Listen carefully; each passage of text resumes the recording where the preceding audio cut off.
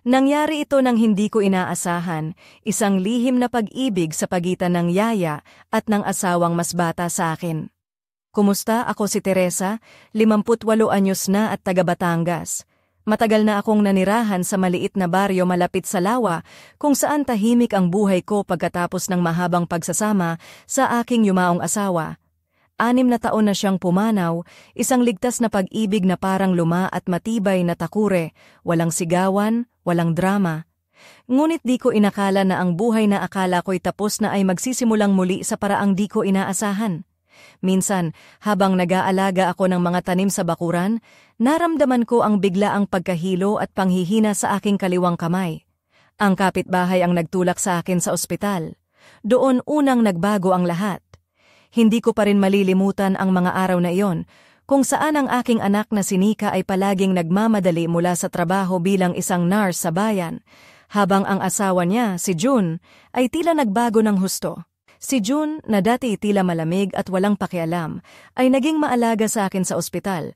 Siya ang nagdala sa akin sa mga therapy, siya ang nag-aalaga sa akin ng buhok gamit ang maligamgam na tubig, at siya ang tahimik na kasama sa mga gabing nag-iisa ako.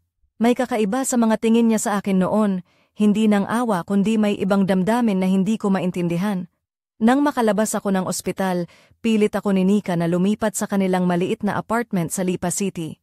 Nag-aalangan ako dahil hindi ko gusto si June at ang kanyang 2 malalaking aso na palaging naghahari sa kanilang bahay, ngunit wala akong ibang pagpipilian.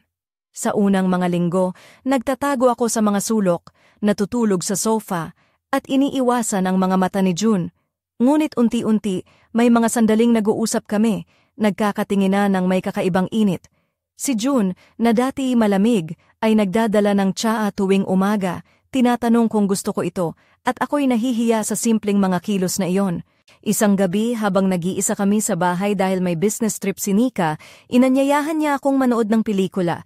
Tahimik lang kami magkatabi sa sofa ngunit ramdam ko ang init ng kanyang katawan sa malapit sa akin.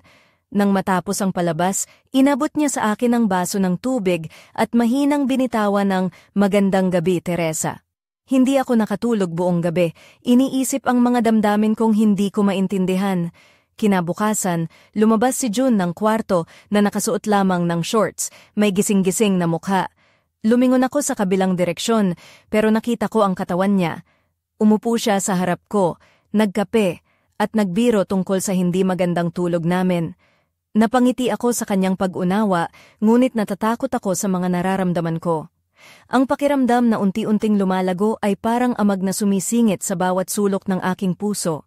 Pinipilit kong kontrolin ito, ngunit hindi ko maiwasang abangan ang tunog ng kanyang mga susi sa pinto at itinatago ang kanyang tasa ng kape na may nakasulat na "Tahimik ang ginto sa itaas na istante." Isang gabi nilapitan niya ako habang naglalabas sa kusina, amoy pabango na matapang ngunit nakakabighani. "Tara, lakad tayo," sabi niya, dala ang malambing na tingin. Hindi ko maintindihan ang ibig niyang sabihin, pero sumunod ako sa kanya palabas ng bahay. Tahimik kaming naglakad sa parke, ang mga dahon ay nagkikiskisan sa ilalim ng aming mga paa. Naging mabagal ang kanyang mga hakbang na tila sinusubukang sabayan ang akin. Sa isang upuan, bigla niyang sinabi, "Maganda ka?" Para akong tinusok ng tinik, tumalon ang puso ko. Hindi ko alam kung anong sasabihin, kaya nanahimik lang ako, mahigpit na hawak ang aking bag. Sa pag-uwi, itinapon ko ang kape niya sa lababo, nanginginig ang mga kamay ko. Bumili ako ng mga pampakalma sa botika at isang bote ng pangkulay ng buhok na kulay ginto tulad ng dati kong kulay noong kabataan. Ngunit nang bumalik ako, wala na siya, may iniwang liham na nagsasabing umalis siya sa bahay ng kaibigan at babalik daw. Habang pinapahid ko ang kulay sa aking buhok, hindi ko maiwasang matanaw ang sarili sa salamin, isang babaeng mas bata, ngunit may takot pa ring nakatago sa mga matang iyon. Ngunit hindi pa dito nagtatapos ang kwento ko. Hindi ko akalain na ang pag-uwi ni June ay magdudulot ng kakaibang sigla sa bahay namin. Dumating siya sa hapon, basang-basa dahil sa ulan, walang dalang payong, at ang mga mata niya ay punong-puno ng pagkabagabag. "Hindi ko kaya ang walang ikaw," ang unang sinabi niya nang tumawag ako sa pintuan. Hindi ko inisip na papasukin ko siya, pero hindi ko rin kayang isara ang pinto sa harap niya. Pumasok siya sa kusina, naupo sa mesa, habang ako'y nagpakulo ng tubig para sa tsaa. Kinuha ko ang tasa na may nakasulat na tahimik ang ginto. Iyon ang kanyang paboritong tasa na lagi niyang iniingatan. Umupo kami ng tahimik. Hawak kamay sa magkabilang gilid ng mesa, tila nagpaalam sa lumang mundo na dati naming ginagalawan. Hindi kami naghalikan, hindi nagyakapan ng mahigpit, pero ramdam namin ang init ng presensya ng isa't isa.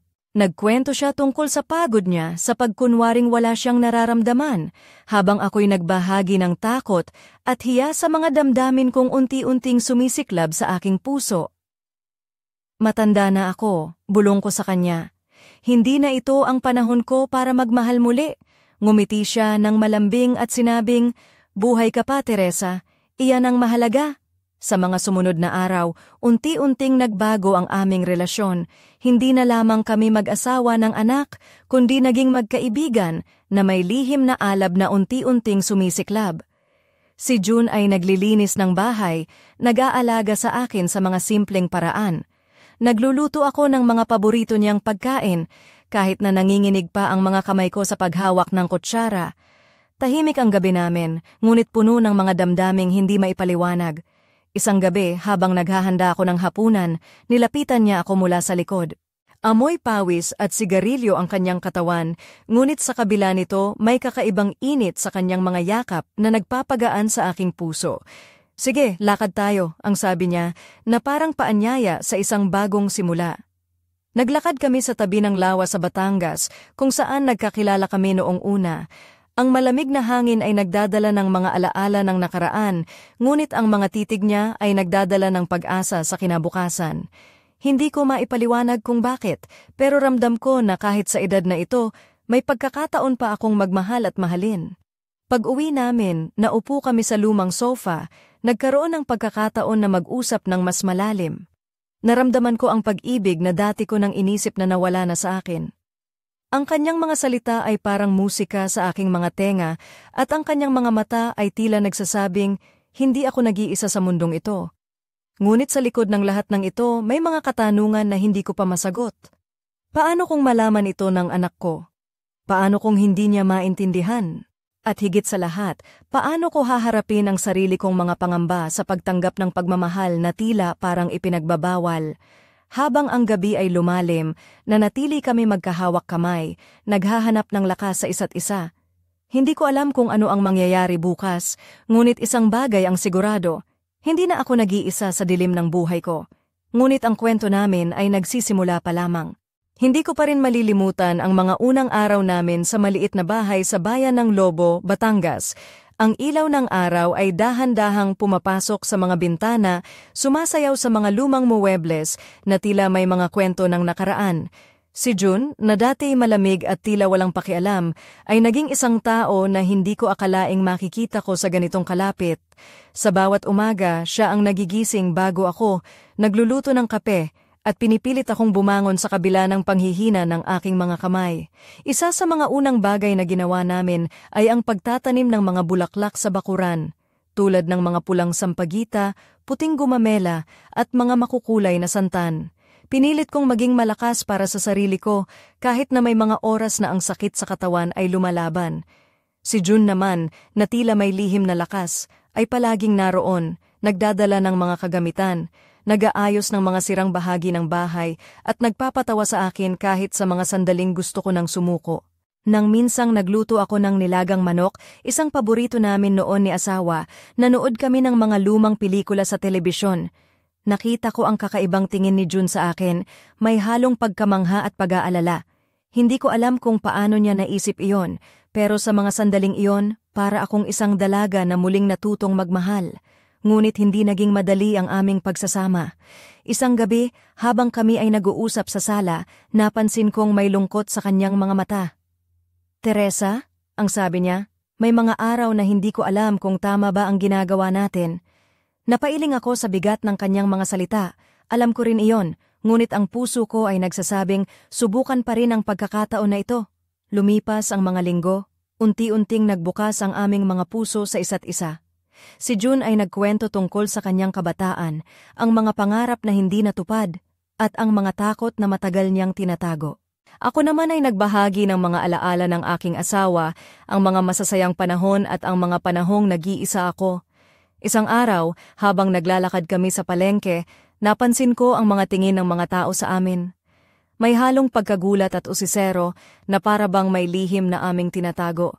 Naramdaman ko ang bigat ng mga tingin na iyon, ngunit hawak kamay ko si June at sa mga sandaling iyon, siya ang aking lakas. Sa kabila ng lahat, naramdaman ko ang isang bagay na matagal ko nang hinahanap, ang pakiramdam na mahalaga ako, na may taong nagmamahal sa akin sa kabila ng aking mga kahinaan at takot. Ngunit ang pagsisimula ng bagong buhay ay may kasamang mga pagsubok na hindi ko pa alam kung paano haharapin. Minsan habang nag-iisa ako sa silid, naisip ko kung paano babalangkasin ang mga salita para ipaliwanag sa anak ko ang nangyayari. Paano ko sasabihin na may pag-ibig akong natagpuan sa isang hindi inaasahang tao? Paano niya tatanggapin ang katotohanan? Hanggang sa isang gabi, habang tahimik kaming nagkakape sa sala, bigla niyang sinabi, "Teresa, handa ka na ba na harapin ang bukang liwayway ng bagong buhay?" Hindi ako makasagot agad, ngunit sa puso ko, alam kong kailangan kong maging matapang. At ang bagong kabanata ng aming buhay ay nagsisimula, puno ng pag-asa, takot, at lihim na pagmamahal na hindi ko kayang itago pa. Hindi ko malilimutan ang araw na yon na parang bagyong dumaan sa tahimik naming buhay sa bayan ng Lobo.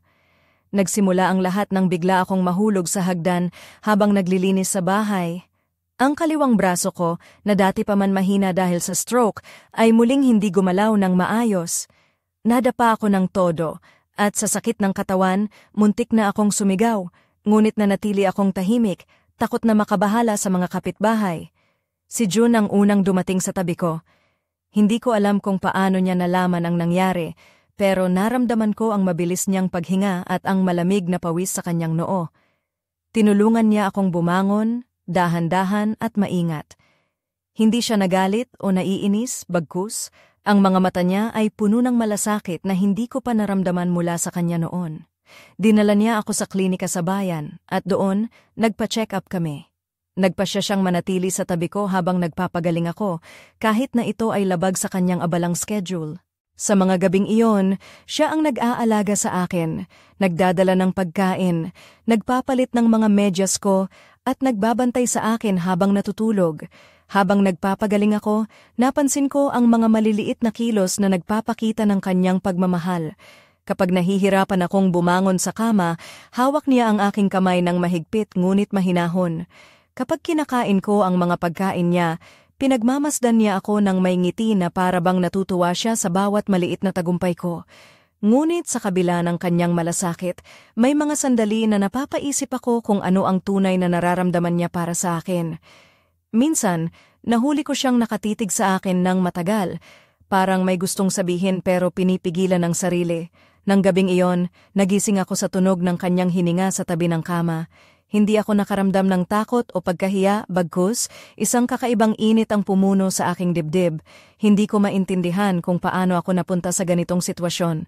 Isang babaeng 58 na inakala niyang tapos na ang lahat ay nagkakaroon ng bagong pag-ibig sa isang lalaking mas bata ng 12 taon na dati niyang iniiwasan. Naitatanong ko sa sarili ko, tama ba ang lahat ng ito? Ngunit sa bawat haplos at tingin ni June, unti-unti akong napapangiti at nagiging matatag. Isang gabi, habang kami ay nag-uusap sa sala, sinabi niya ng may seryosong mukha, "Teresa, hindi ko alam kung ano ang bukas, pero gusto kong subukan natin ito, kung papayag ka." Huminga ako ng malalim, tinanaw ang kanyang mga mata, at sa unang pagkakataon, naramdaman kong handa akong harapin ang lahat ng mga pagsubok para sa isang pagkakataon na magmahal muli. Ngunit alam kong hindi magiging madali ang laban na ito. May mga mata na nagmamamasid, may mga katanungan na kailangang sagutin, at ang pinakamahirap sa lahat, ang pagtanggap ng sarili sa mga damdaming ipinagbabawal ng lipunan at ng aking sariling puso. Sa kabila ng lahat, sa gabing iyon, kami lang ang naroon, 2 taong naghahanap ng liwanag sa gitna ng dilim ng aming mga nakaraan. Ang bagong kabanata ng aming buhay ay nagsisimula, puno ng pag-asa, takot, at lihim na pagmamahal na unti-unting lumalago sa puso ko. Hindi ko malilimutan ang gabing iyon na tila nagbago ang takbo ng buhay ko ng tuluyan. Nasa maliit naming sala kami ni June, nakaupo sa lumang sofa na may mga pilas na tela at bahagyang napunit sa gilid. Ang lamig ng hangin mula sa bukas na bintana ay sumasayaw sa mga kurtina at sa ilaw ng lampara, kitang-kita ko ang mga linya ng pagod sa kanyang mukha, mga marka ng taong nagdadala ng mabigat na pasanin. Tahimik kami, ngunit sa pagitan ng katahimikan ay naramdaman ko ang tensyon, ang mga salitang hindi nasabi at ang pagnanasa na matagal nang pinipigil. Nang dahan-dahan niyang inabot ang aking kamay, kumulog ang puso ko ng parang unang beses. Ang kanyang mga daliri ay malamig, ngunit puno ng pag-aalaga, habang ang mga mata niya ay nakatingin sa akin na puno ng pag-ibig at pangungulila. Teresa, mahina niyang binitawan ang pangalan ko. Hindi ko na kayang itago pa ang nararamdaman ko. Hindi ko alam kung paano sasagot, kaya ang tanging nagawa ko ay sumalubong sa kanyang titig, ang mga mata ko ay naglalaman ng halo ng takot at pag-asa. Sa sandaling iyon, parang nagbukas ang isang pinto na matagal nang nakasarado. Dahan-dahan, nilapitan niya ako at hinawakan ang aking mukha nang may pag-iingat, halos parang natatakot na masaktan ako. Ang kanyang mga labi ay sumalubong sa akin sa isang banayad na halik, hindi marahas, hindi rin labis, kundi isang pangakong nagsisimula ng isang bagong yugto. Hindi ko inakala na sa edad ko, mararamdaman ko muli ang ganitong init at saya. Ang halik na iyon ay nagpaalab sa isang apoy na matagal nang natulog sa aking puso. Ngunit kasabay ng kasiyahan ay ang takot na baka ito'y pansamantala lamang, isang ilusyon na mawawala rin. Habang kami ay magkadikit, naramdaman ko ang malamig na hangin na humahaplos sa aming mga balat at para bang sinasabi ng mundo na kahit sa kabila ng lahat, may pag-ibig pa ring nabubuhay. Ngunit ang mundong iyon ay puno rin ng mga pagsubok, ang mga tingin ng anak ko, ang mga kwento sa likod ng aming mga likod at ang aking sariling pagdududa. Kinabukasan, nagising akong nakayakap sa dibdib ni June. Ang kanyang hininga ay mabagal at malalim, at sa mga sandaling iyon, para akong isang dalaga na muling natutong magmahal. Ngunit sa kabila ng saya, may mga tanong na bumabalot sa akin. Paano kami haharap sa bukas? Paano kung malaman ito ni Nika? At higit sa lahat, paano ko haharapin ang sarili kong takot? Sa mga susunod na araw, unti-unting naging mas malapit kami. Si June ay nagdadala ng tsaa tuwing umaga, tinutulungan akong mag-ayos sa bahay at nagbibigay ng mga maliliit na sorpresa, isang bulaklak mula sa palengke, o kaya'y isang lumang kanta na kanyang pinatugtog sa radyo. Ngunit sa kabila ng mga ito, tinatago namin ang aming relasyon sa panlabas na mundo. Ang aming lihim ay isang apoy na nagliliyab sa dilim, ngunit hindi namin alam kung kailan ito mamamatay. At sa paglipas ng panahon, ang mga araw ay naging gabi, at ang gabi ay naging daan sa mga pangarap na dati inisip ko nang hindi na mararanasan. Ngunit sa puso ko, alam kong hindi ito ang katapusan. Bagkus, isang simula ng isang kwentong puno ng pag-ibig, takot, at pag-asa. Hindi ko inasahan na isang simpleng hapunan sa aming maliit na kusina ang magiging simula ng isang napakalalim na paglalakbay sa aking damdamin. Nasa tabi namin si June, nakaupo sa kahoy na upuan na bahagyang sumisigaw sa katandaan, habang ako naman ay naglalatag ng mga pinggan sa lamesa. Ang ilaw ng lamparang nakasabit sa kisame ay nagbigay ng malambot na liwanag, na tila nagpapahiwatig na ang gabi ay magiging kakaiba. Tahimik kami sa simula, ngunit ramdam ko ang tensyon na unti-unting bumabalot sa hangin. Hindi ko maiwasang mapansin ang mga tingin niya, ang mga ngiting pilit na tinatago sa likod ng kanyang mga salita. Nang dahan-dahan niyang hinawakan ang aking kamay, ang init na bumalot sa akin ay hindi ko na mapigilan. Teresa, mahina niyang binitawan ang pangalan ko, hindi ko na kayang itago pa ang nararamdaman ko. Ang kanyang mga mata ay puno ng pagnanasa at pag-aalala, isang halo ng emosyon na matagal niyang itinago. Hindi ko alam kung paano sasagot. Ang puso ko ay naglalaban-laban sa takot at pag-asa, sa pagdududa at pagkasabik, ngunit sa isang iglap nilapitan ko siya at ang aming mga labi ay nagtagpo sa isang banayad ngunit matinding halik. Ang bawat sandali ay puno ng mga damdaming matagal ko nang pinigil, mga pangarap na hindi ko inalintana noon dahil sa takot. Ngunit kasabay ng saya ay ang pag-aalala. Alam kong hindi ito magiging madali. Ang aming lihim ay isang apoy na maaaring magliyab o maglaho sa isang iglap. Ang anak ko, si Nika, ay hindi pa rin nakakaalam at ang mundo sa paligid namin ay puno ng mga mata at opinyon. Habang naglalakad kami sa dilim ng gabi, hawak kamay, naramdaman ko ang isang kakaibang lakas na nagbibigay sa akin ng tapang. Hindi ko alam kung ano ang mangyayari bukas, ngunit sa sandaling iyon, ang mahalaga ay ang pag-ibig na aming nadama. Sa mga susunod na araw, patuloy kaming nagtatago ng aming relasyon, ngunit hindi na namin kayang itago ang mga maliliit na palatandaan, ang mga titig na hindi maipaliwanag, ang mga ngiti na hindi maitago, at ang mga haplos na nagpapainit sa puso. Sa kabila ng lahat, natutunan kong harapin ang aking mga takot at tanggapin na muli akong nagmamahal. Ngunit ang tanong ay nananatili, paano namin haharapin ang bukas na puno ng mga pagsubok at hindi inaasahang pangyayari? Ang kwento namin ay patuloy na sumusulat ng mga pahina, puno ng pag-asa at pangamba, pagmamahal at lihim. At sa puso ko, alam kong ito pa lamang ang simula ng isang napakalalim na kwento na hindi ko kailanman malilimutan. Hindi ko talaga inakala na magbubukas ang isang bagong yugto ng buhay ko sa paraang ito, isang lihim na pag-ibig na tila ipinagbabawal, ngunit puno ng init at pangakong hindi ko pinangarap. Ngunit ang buhay ay puno ng mga sorpresa at ang aming kwento ni June ay nagkaroon ng hindi inaasahang pag-ikot na bumaliktad sa lahat ng aking paniniwala. Isang gabi, habang tahimik kaming nag-uusap sa sala, may tumawag sa pinto. Hindi ko inaasahan ang lalaking iyon, ang matalik na kaibigan ni June na si Rico, na matagal nang naninirahan sa Maynila. Pumasok siya ng walang paanyaya, dala ang isang lihim na babaguhin ang lahat.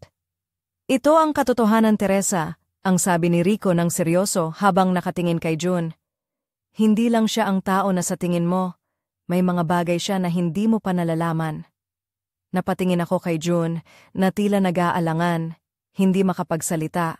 Sa mga sumunod na sandali, nabunyag ang mga lihim na matagal nang nakatago. Si June pala ay may iba pang buhay sa Maynila, mga taong hindi ko inaasahan. May mga pangakong binitiwan, mga kasinungalingan na matagal niyang itinago. Naramdaman ko ang sakit at pagkabigla na tila sinira ang mundo ko. Hindi ko maintindihan kung paano nangyari ito. Ang taong inakala kong aalagaan at mamahalin ay tila may dalawang mukha, isang lihim na hindi ko matanggap. Ngunit sa kabila ng lahat, may isang bagay na hindi ko matanggihan. Ang mga sandaling pinagsaluhan namin, ang init ng kanyang kamay sa akin, at ang pagmamahal na naramdaman ko. Si Rico ay nagbigay ng mga detalyeng hindi ko inaasahan, mga bagay na pinalalim ang aking pagdududa at takot. Ang kanyang pagdating ay parang isang unos na sumira sa katahimikan ng aming buhay. Hindi ko alam kung paano haharapin ang sitwasyong ito. Ang puso ko ay naglalaban sa pagitan ng pag-ibig at pagtataksil, ng pag-asa at pagkabigo. Paano ko haharapin ang lalaki na aking minahal, na may mga lihim na hindi ko inaasahan? Sa mga gabing iyon, nag-iisa ako sa kwarto, iniisip ang lahat ng nangyari. Ang mga tanong ay bumabalot sa isip ko, ano ba talaga ang totoo? Paano ko malalampasan ang sakit na ito? At higit sa lahat, ano ang magiging kinabukasan ng aming relasyon? Ang kwento namin ay hindi na lamang tungkol sa pag-ibig, kundi sa pagtatangka na maunawaan ang mga komplikasyon ng puso at buhay.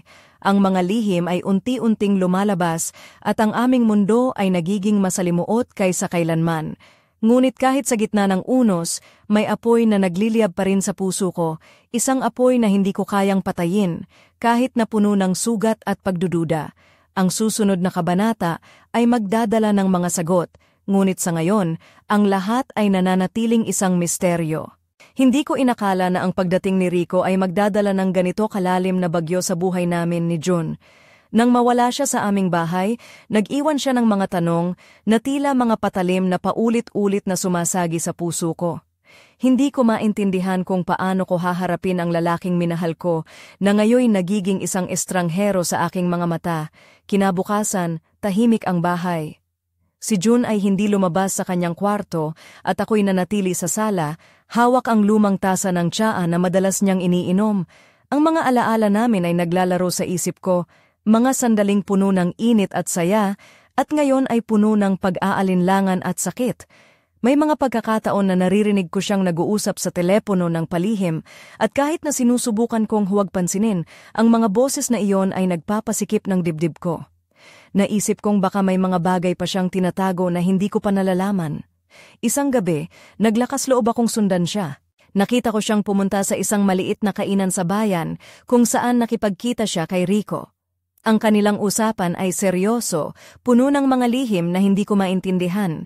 Ngunit isang salita ang tumatak sa akin nang marinig ko silang magsalita. Plano, pagkakataon, at tulong. Hindi ko alam kung ano ang ibig sabihin ng mga salitang iyon, pero ramdam ko na may malalim na nangyayari na hindi ko kasama. Sa gabing iyon, bumalik ako sa bahay na puno ng takot at pag-aalinlangan. Lumipas ang mga araw na puno ng tensyon. Si June ay naging malamig at ako naman ay nagtatago sa likod ng mga tanong na walang sagot. Ngunit sa kabila ng lahat, hindi ko maiwasang mahalin siya kahit na ang kanyang mga lihim ay parang mga anino na sumusunod sa akin. Isang umaga, habang nag-aayos ako ng mga bulaklak sa bakuran, tinawag niya ako sa loob ng bahay. Nakita ko ang seryosong mukha niya at alam kong panahon na para harapin ang katotohanan. Teresa, ang sabi niya, may mga bagay akong kailangang sabihin sa'yo. Hindi ako naging tapat at gusto kong malaman mo ang lahat. Huminga siya ng malalim at nagsimula ang kanyang pagkukwento, mga lihim na matagal niyang itinago, mga pangakong nabigo, at mga dahilan kung bakit siya nagkaroon ng ibang buhay sa Maynila. Habang pinapakinggan ko siya, ang puso ko ay nagdurusa at umaasa. Naisip ko, paano ko haharapin ang mga katotohanan ito? Paano ko mapapatawad ang lalaking minahal ko ng buong puso? Ngunit sa kabila ng lahat, naramdaman ko ang isang bagay na hindi ko matanggihan, ang pag-ibig na patuloy niyang ipinapakita sa kabila ng kanyang mga pagkukulang. Sa gabing iyon, nagpasya akong subukan ng isang bagong yugto, puno ng pag-asa at takot sa parehong oras. Ang aming kwento ay patuloy na sumusulat ng mga pahina na puno ng mga pagsubok, ngunit sa puso ko, naniniwala akong may liwanag pa sa dulo ng madilim na daan. Parang apoy na unti-unting lumalakas ang mga pangyayari sa buhay namin ni June. Hindi na ito simpleng lihim o usaping matatapos lang sa isang iglap. Ang mga katotohanan na nabunyag ay parang unos na sumasalanta sa puso ko, ngunit sa kabila ng lahat, ang damdamin ko para sa kanya ay hindi kumupas. Sa bawat araw na lumilipas, nararamdaman ko ang bigat ng mga desisyon na kailangang harapin.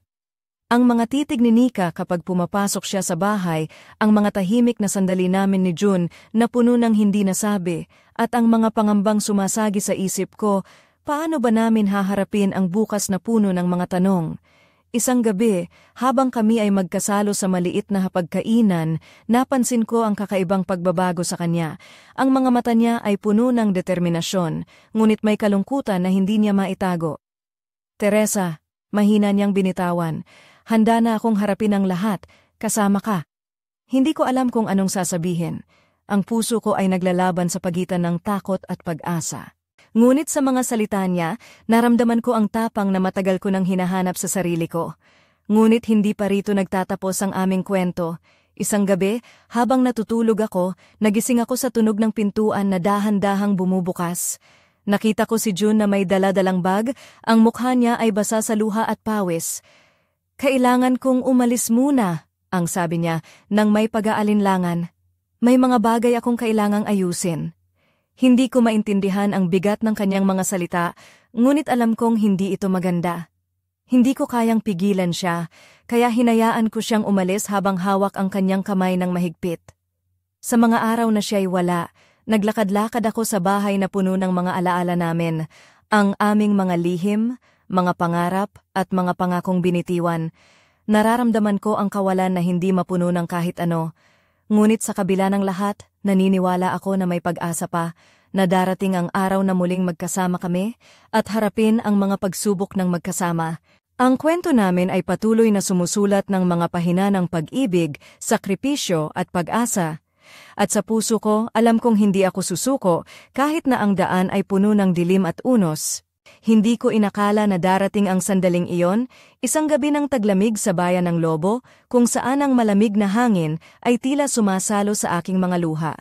Nakaupo ako sa lumang sopa, hawak ang tasa ng tsaa na may nakasulat na tahimik ang ginto. habang nakatitig sa bintana na puno ng malamlam na ilaw ng buwan. Sa isip ko'y naglalaro ang mga alaala ng nakaraan, ang mga yakap ni June, ang mga lihim na aming pinagsaluhan, at ang pag-ibig na dumating ng huli ngunit matindi. Biglang tumunog ang pintuan. Nang buksan ko, naroon siya, si June, basang-basa sa ulan, may pagod at lungkot sa mga mata, ngunit may ngiting nagbigay ng pag-asa. Hindi ko kaya ang walang ikaw, ang unang sinabi niya, at sa sandaling iyon, nagdilim ang mundo ko na puno ng init at saya. Pumasok siya sa bahay, naupo sa tabi ko, hawak ang kamay ko ng mahigpit. Walang salita ang kailangan. Sapat na ang aming presensya upang ipakita ang aming pagmamahal at pangakong hindi na kami muling maghihiwalay. Sa mga sumunod na araw, muling nabuo ang aming mundo sa isang maliit na bahay sa tabi ng lawa. Nag-alaga kami ng mga tanim, nagluto ng mga paboritong pagkain, at nagsayaw sa kusina sa saliw ng mga lumang kanta. Ang aming buhay ay naging payapa, ngunit puno ng mga kwentong nagsimula sa isang lihim na pag-ibig. Ngunit isang gabi, habang natutulog siya sa tabi ko, napansin kong hindi na siya humihinga. Ang kanyang puso ay tumigil at ang mundo ko'y nagwasak sa isang iglap. Hawak ang kanyang kamay, umupo ako sa kama, hindi umiiyak, ngunit puno ng pasasalamat sa mga sandaling kami ay magkasama. Ngayon, habang nilalagay ko ang lumang litrato namin sa mesa, siya'y nakayakap sa akin, nakangiti, at kasama si Barsik ang aming alagang pusa, nalaman ko na ang pag-ibig ay hindi nasusukat sa haba ng panahon, kundi sa lalim ng damdamin. Sa bawat tula ng hangin, sa bawat bulaklak na namumulaklak sa aming bakuran, naririnig ko pa rin ang kanyang tinig, hindi ko papalitan ng isang araw na kasama ka. At sa puso ko, alam kong kahit wala na siya sa tabi ko, buhay ang aming kwento. Bukas ay panibagong araw, panibagong simula. Ngunit sa bawat gabi, sa bawat sandali ng katahimikan, nararamdaman ko pa rin ang kanyang mga kamay sa aking balat at ang kanyang mga bulong sa dilim. Isang pag-ibig na dumating ng huli, ngunit nag-iwan ng walang hangganang alaala. At sa dulo ng lahat, natutunan kong ang tunay na buhay ay nagsisimula sa pagtanggap, sa pag-ibig at sa pag-asa, kahit gaano man katanda o kasakit ang ating dinaranas.